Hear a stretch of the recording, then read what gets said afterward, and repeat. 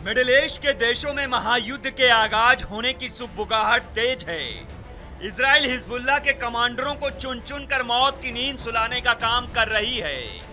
इस बीच Israel defence force यानी IDF ने हिजबुल्लाह के मारे गए कमांडरों के आंकड़े जारी किए हैं। आईडीएफ के मुताबिक पिछले 4 दिनों में 400 से ज्यादा हिजबुल्लाह के लड़ाके मारे गए हैं, जबकि इजरायली हमलों में 2000 से ज्यादा लोगों की मौत हो गई है। इनमें सबसे ज्यादा पिछले 2 सप्ताह में मारे गए हैं। आईडीएफ की तरफ से ये जानकारी सोशल मीडिया प्लेटफॉर्म पर दी गई है। आईडीएफ ने बताया कि 4 दिनों में हिजबुल्लाह के 2000 से अधिक सैन्य ठिकानों को तबाह किया। लगभग 400 हिजबुल्लाह लड़ाकों को ढेर किया गया है।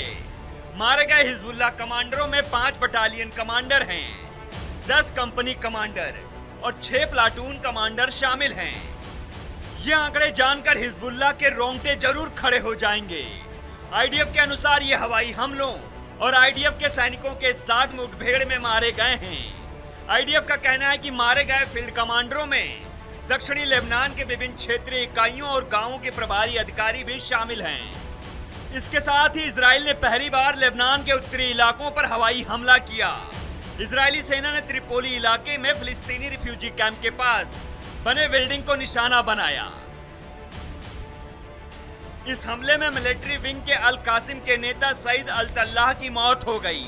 उसके परिवार के 3 लोग और भी मारे गए हैं। अल कासिम ब्रिगेड ने ही 7 अक्टूबर को इजराइल पर हमला किया था। इजरायली सेना की तरफ से दावा किया गया कि उसने हिजबुल्लाह के खुफिया मुख्यालय को भी निशाना बनाया। इसके साथ ही इस आतंकी समूह के टॉप कमांडरों को निशाना बनाया।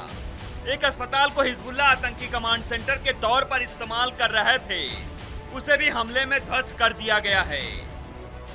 ईरान के सर्वोच्च नेता अली खमेनेई ने कहा है कि इन हमलों से तेहरान की सेहत पर कोई प्रतिकूल प्रभाव नहीं पड़ेगा। अब वो किसी भी कीमत पर पीछे हटने वाले नहीं हैं।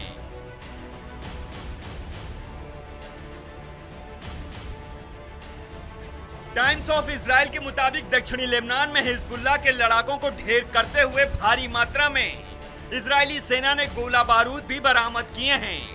आईडीएफ ने जरूरत के हिसाब से दक्षिणी लेबनान में जमीनी ऑपरेशन को चलाने की बात कही है।